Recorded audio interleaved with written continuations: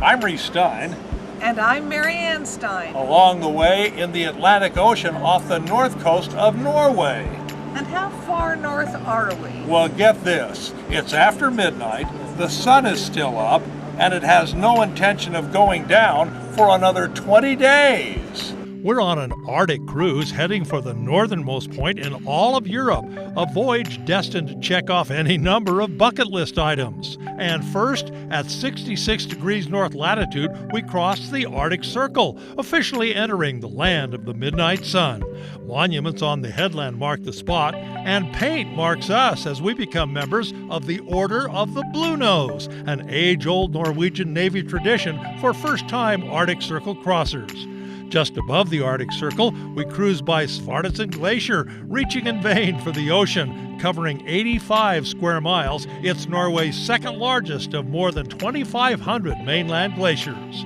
Near the Arctic city of Hammerfest, we crowd into a traditional hut to hear from the native Sami people who have lived here for 3,000 years.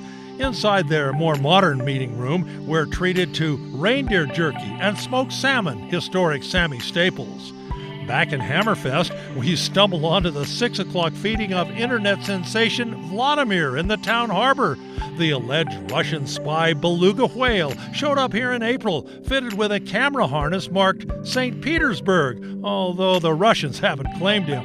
When American and Paris Lindsay Rubicon heard about Vladimir, the former SeaWorld trainer rushed to Hammerfest and has been caring for him ever since. And unfortunately, there's a lot we don't know about this animal and what his history is and where he's come from.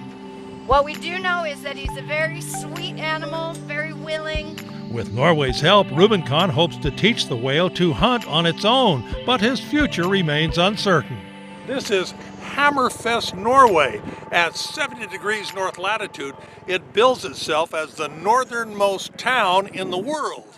It may not be, but who cares? It says it is. The port of Honningsvåg is actually half a degree further north than Hammerfest, but isn't large enough to qualify as a town. Nearby, we find the furthest north gas station in the world, an absolutely charming Skarsvåg. At 71 degrees north, it's the northernest fishing village in the world. The Gulf Stream keeps the ocean ice-free, letting the 60-some residents fish for cod year-round. At equally picturesque Kamøyvik, the 70 full-time mostly fishermen enjoy surprisingly balmy Arctic weather. I don't know what I really expected, but they were villages, they had some stores, they had beautiful little ships, they have a fishing season, very colorful, particularly when the sun's out, and flowers. I'm sure they're short-lived, but there are flowers, there are pansies. Arctic pansies. Arctic pansies, I don't know why.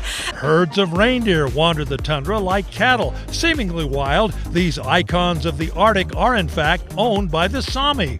At 71 degrees 10 minutes north latitude, North Cape is the northiest point in all of Europe accessible by car. On a 1,000-foot-high rock wall above the Barents Sea, the cliff-top globe monument marks the spot. A visitor center on the plateau includes a museum, gift shop, and cafe.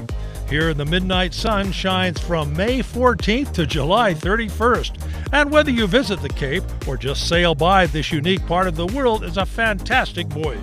The thing that really stood out for me was the very top north of Norway. There's so much life up there for the people. The villages, the fishing, all of the things that they're doing, and it doesn't seem like it's that far north. Reece Stein with Marianne along the way, high above the Arctic Circle.